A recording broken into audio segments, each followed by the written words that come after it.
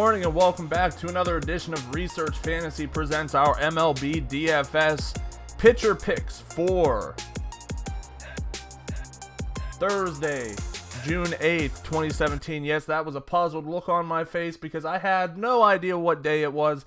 That's okay. Doesn't matter if I know what day it is or not. The only thing that matters is that we are here to talk MLB DFS. And in blatant transparency, last night was one of the worst nights I've had in MLB DFS.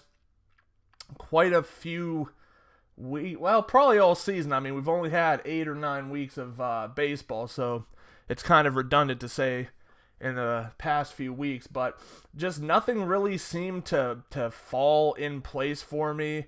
Mistimed pitching, mistimed hitting completely. I have to remind myself that I don't know if anyone else does it, and I'm sure we all do, so it's not something that I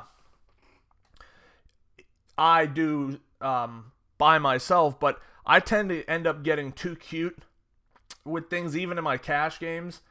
Like, the mentality 6 out of 7 days work with is that all I need to do is be in the top half to, cash out. But on day 7, for whatever reason, in my head, I'm not happy with 49. I'm not happy with 46, 42, 35. I want number 1. I get the same amount of money, but I want number 1, so I get cute.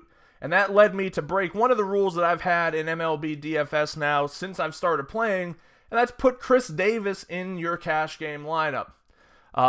I assure you that this is never a strong starting point. And really, truthfully, that affected my whole lineup. It came down to Chris Davis or Matt Carpenter for me. Obviously, just in that one pick, there was a major swing because Carpenter hit a home run. Just had a better all-around game than Chris Davis.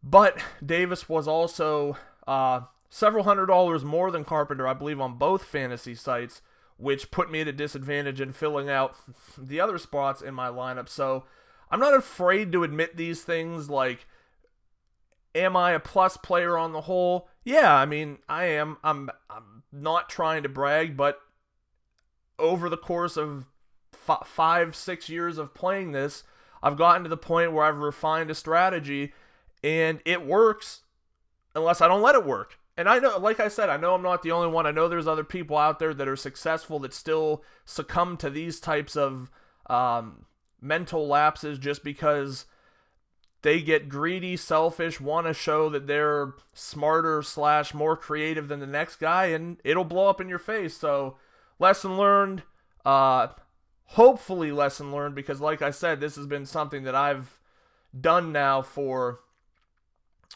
several years. Sometimes it'll go months, sometimes it'll be weeks, never days though. I always learn my lesson from day 1 to day 2. So let's stop yapping about that. Let's put on our big boy pants, get ready to play another slate of games. Really, pitching is just a little bit on the risky side tonight, maybe a lot of bit on the risky side. Looking at the names, I can see a lot of guys having some trouble here. I think I'm going to kind of change up the perspective I went from in my article, at least a little bit. But let's start things out today with Derek Holland. I think it's worth talking about. Number 1, Derek Holland is coming out off of a negative fantasy point performance.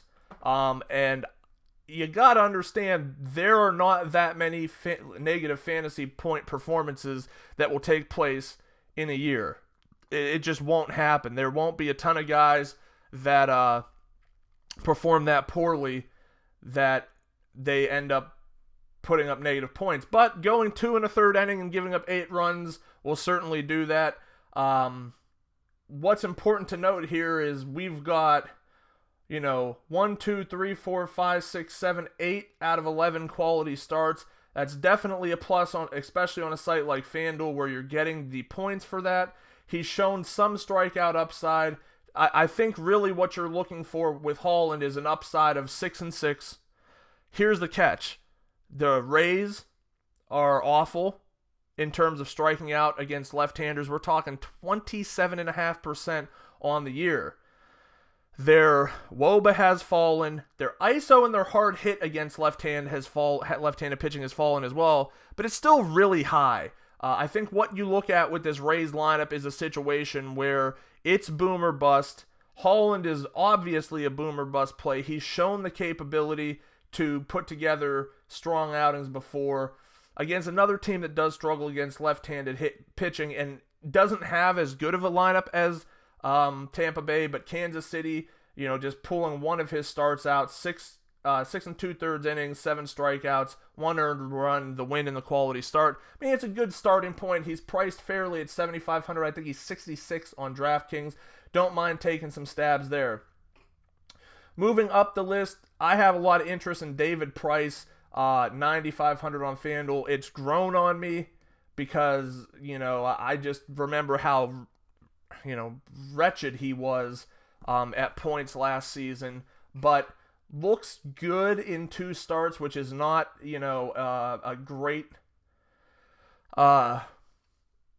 sample size, but going 7, striking out 7 against the Baltimore team, giving up 1 earned run. That's what strikeout pitchers do. They're going to give up some home runs, some extra base hits and all that jazz because the ball is getting to the plate really quickly. The Yankees, yeah, they're a potent lineup, but they're just like any other major league team. We've seen other pitchers really go to town on them, so I'm not really too concerned about that. I think that Price may go a little bit under-owned with both McCullers and John Lester on the slate and what we could consider better matchups. So I don't dislike David Price tonight.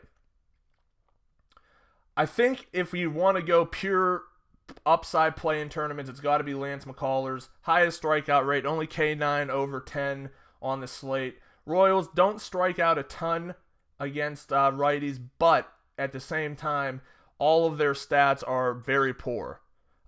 This team, when you look up and down their roster, you really question how they're just a few years away from winning a World Series. Like, it just doesn't seem like this roster. This seems like a AAA roster that has a couple of guys coming off of an injury assignment. So I think there's possibility McCullers could come in here and get torn up because that's the fate for every pitcher on every given night. But I think there's enough upside that we could see him hit double-digit strikeouts with no real, we're not talking about a ton of high-dollar pitching. The Greinke Keuchel decision isn't there.